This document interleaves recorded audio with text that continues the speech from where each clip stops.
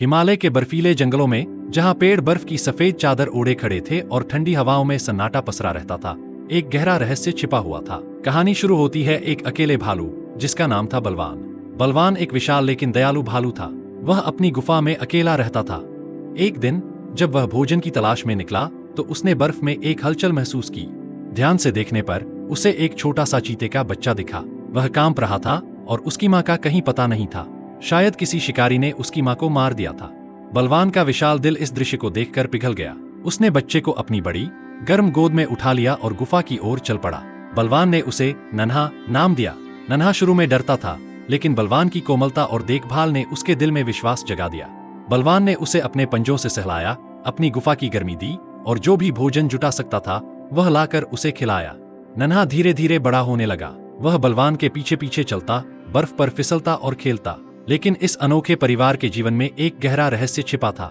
गांव के बुजुर्ग अक्सर जंगल की कहानियां सुनाते थे। वे कहते थे कि पहाड़ों के उस हिस्से में एक शापित चीता रहता था, जिसकी उपस्थिति किसी भी जानवर या इंसान के लिए खतरा बन सकती थी। बलवान ने इन कहानियों पर कभी ध्यान नहीं दिया, लेकिन नन्हा जितना बड़ा होता गया उतना ही उसकी चाल और स्वभाव में चीते की आक्रामकता झलकने लगी। एक दिन नन्हा बर्फ के मैदान में खेलते खेलते गायब हो गया। बलवान ने उसे हर जगह ढूंढा, लेकिन वह नहीं मिला। उसे डर था कि कहीं गांव के लोग नन्हे को न मार दें, यह सोचकर कि वह शापित चीता है। 3 दिन बाद नन्हा वापस आया, लेकिन वह अब वही मासूम बच्चा नहीं था।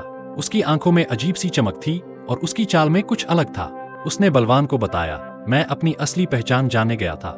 मुझे जंगल के एक बूढ़े चीते ने बताया कि मैं शापित नहीं हूँ, बल्कि एक दुर्लभ चीता हूँ जिसे अपनी ताकत को सही दिशा में इस्तेमाल करना सीखना है।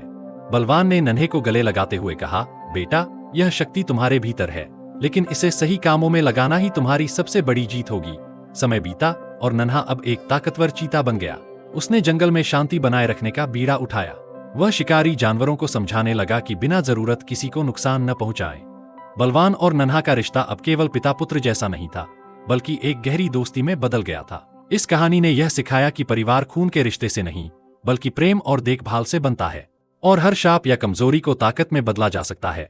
बस सही मार्गदर्शन और इच्छा शक्ति की जरूरत होती है।